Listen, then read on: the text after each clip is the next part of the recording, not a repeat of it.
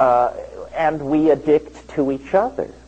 You know, I mean, I am a romantic with the best of them, but I can't help noticing that a broken heart and heroin withdrawal show very similar presentations.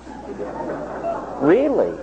Insomnia, sweating, sense of diminished self-esteem, hysteria, you know, it's very, very similar. So a psychologist looking at a person with an addictive syndrome will say, well, you were damaged in childhood. There is some trauma there that you're trying to compensate. You're trying to compensate. Well, I'm not that keen on all this psychologizing, but I do think that we could apply this model to ourselves on a grand scale.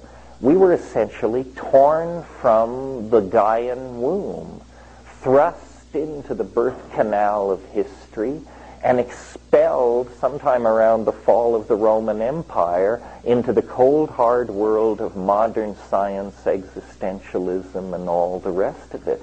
And we have searched the planet for substances which would assuage our sense of pain.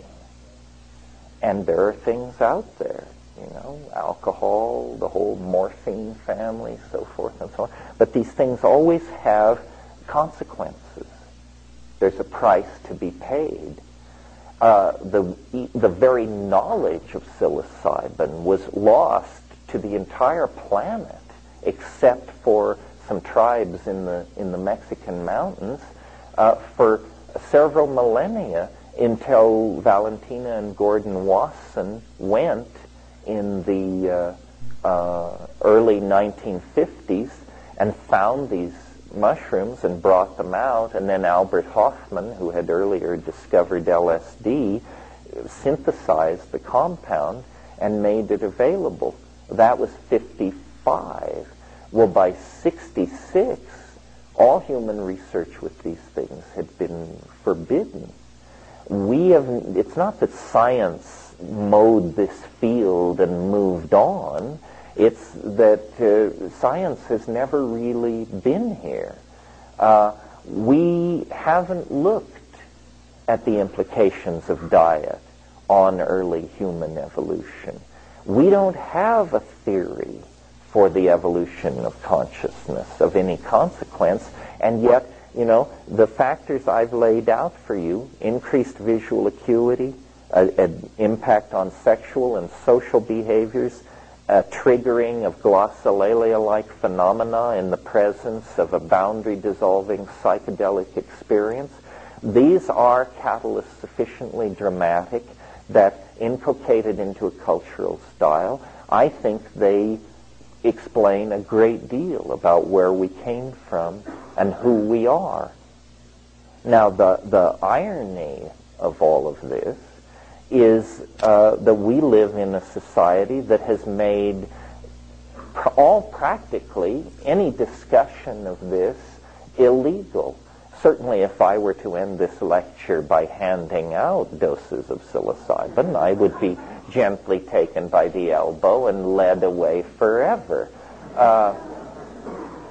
The Western mind is particularly phobic of this subject. I mean, we have bent our laws so that people can jump out of airplanes in the pursuit of thrills, so that they can bungee cord off major highway bridges and freeway overpasses.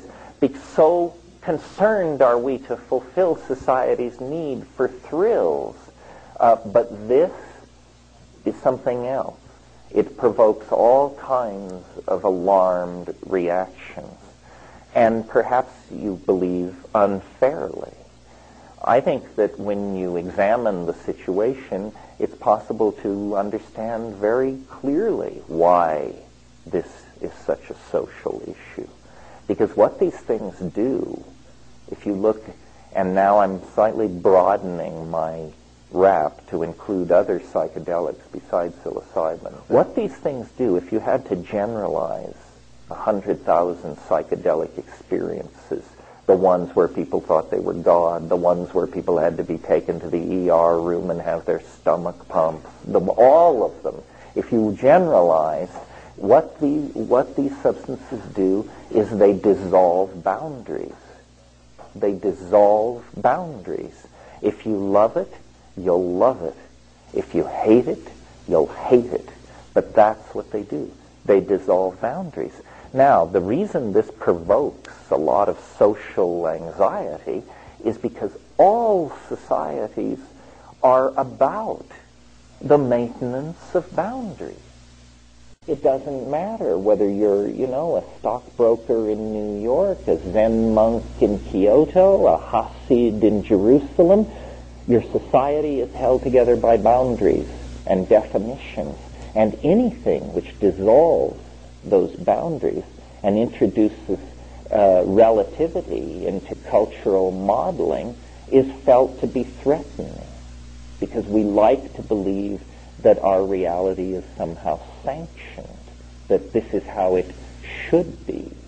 But in fact, that's just a cultural judgment. All cultures think that their culture represents a sanctioned reality. It doesn't. It just represents the current download of their linguistic enterprise. At the core of the Western anxiety about boundaries is something that we are very proud of, that we believe we invented. We call it the ego. Sometimes we call it the democratic individual.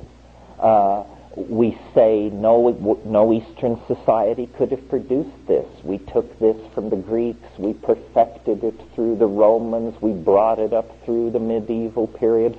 John Locke and Thomas Hobbes and all those folks fixed it up for us in the 18th century. Thomas Jefferson ironed out the wrinkles, and modern America is the shining example of what you can do if you empower the ego, the citizen, the individual. We want nothing of tribalism, still less of collectivism, and God forbid, nothing whatsoever to do with communism. See, all set us going. But in fact, the ego is appropriate only to a certain point. I mean, yes, we need egos, so that when you take someone to dinner at a reasonable restaurant, you place food in your mouth, not their mouth. This is what the ego is for. It tells you who pays.